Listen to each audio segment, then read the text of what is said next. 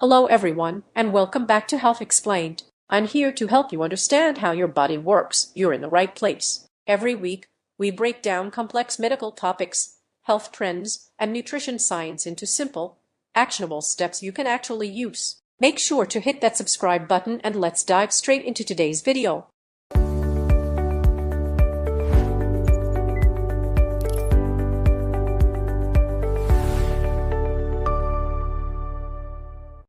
Imagine waking up tomorrow morning and making this completely bold decision. For the next 30 days, you're going to cut out all added sugar. I mean, no soda, no candy, no sweet treats of any kind. What actually happens biologically inside your body when you do that? Well, today we're diving into the fascinating science behind 30 days without sugar in this explainer. 17. That is the staggering number of teaspoons of added sugar the average person consumes every single day. I mean, it's wild, right? It's far, far beyond what any health organization recommends. And honestly, the craziest part is that most of us don't even realize we're eating that much. It just sneaks up on you. So, the million-dollar question is, what actually happens if that number drops to absolute zero for an entire month?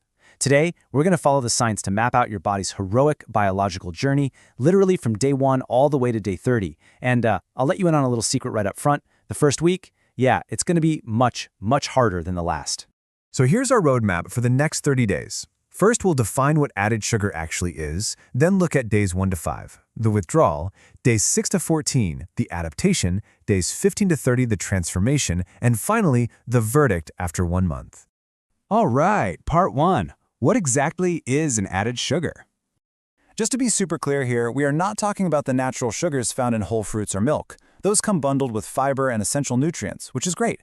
We are strictly targeting added sugars. And giving these up is incredibly tricky because, well, they hide in everyday savory items. We're talking bread, yogurt, pasta sauce, salad dressing. Even your ketchup is secretly loaded with added sugar, which makes cutting it out a real challenge. It's like a giant puzzle, trying to avoid it all. Moving on to phase 2, days 1 to 5, the withdrawal. So when you suddenly cut out all these hidden sugars, your body kind of goes into shock. It's this abrupt, chaotic departure from your normal metabolic state. Day 1 hits you with an initial metabolic crash. Day 2 brings on these intense, honestly overpowering cravings. By day 3, severe brain fog sets in. And by days 4 and 5, your stored carbohydrates, called glycogen, well, they are completely depleted. Hitting this wall is exactly where most people throw in the towel. It is rough. But why is it so incredibly hard? Well, sugar actually activates your brain's reward system by releasing dopamine. That's the brain chemical associated with pleasure and motivation. Your brain is super used to these frequent dopamine spikes, so when you just stop, your dopamine levels drop sharply. These intense early cravings, they're a very real neurochemical reaction, not just some lack of willpower on your part. You're literally fighting your own brain chemistry. And it's not just in your head. There are very physical symptoms too. We actually call this the keto flu. See, when your insulin drops because you aren't eating sugar, your kidneys start excreting extra water and sodium.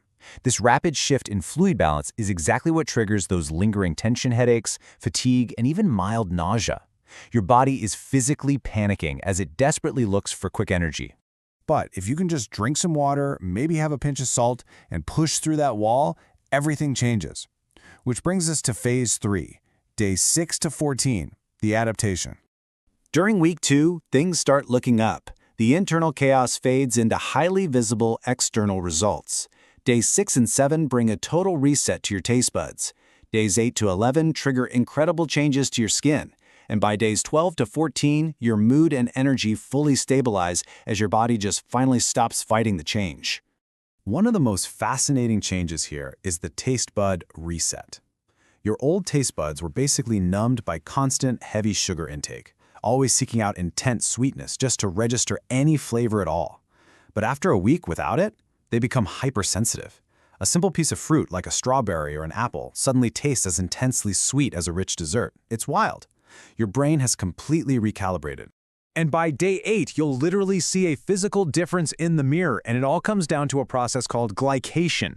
High sugar intake causes excess sugar molecules to attach to proteins like collagen, which actually causes premature aging and sagging.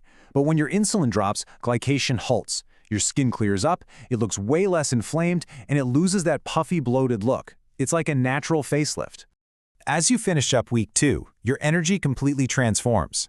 You transition from that exhausting blood sugar roller coaster of insulin spikes and energy crashes right into a baseline of smooth, consistently stable energy. Plus, avoiding those late-night sugar spikes keeps the stress hormone cortisol at bay. Following a more natural circadian rhythm means you'll fall asleep faster and spend way more time in deep, restorative REM sleep. You'll actually wake up feeling rested. All right, phase 4, days 15 to 30, the transformation. Now your body achieves some really deep, systemic metabolic healing. From days 15 to 21, you start losing stubborn visceral fat because your body has fully adapted to burning fat for fuel. Then, from days 22 to 30, the focus shifts to profound cellular repair and a major immune boost. So, what are the exact biological steps happening in your metabolism here? Well, step 1, your liver's stored glycogen is fully depleted. Step 2, the liver stops having to process excess fructose, which previously just got converted directly into fat.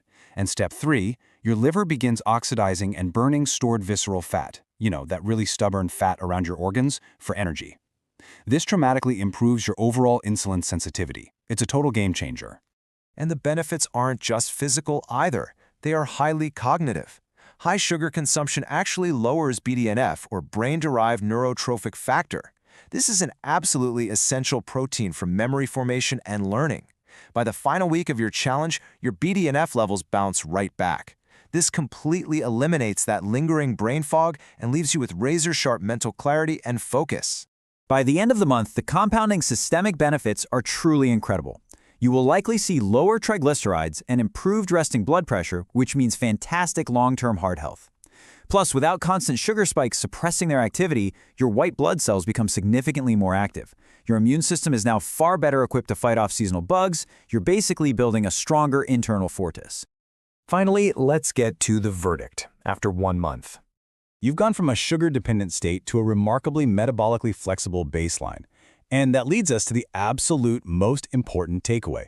The goal here is not perfection. It's to reset your baseline so you control sugar instead of sugar controlling you. Having a dessert occasionally isn't going to ruin your health.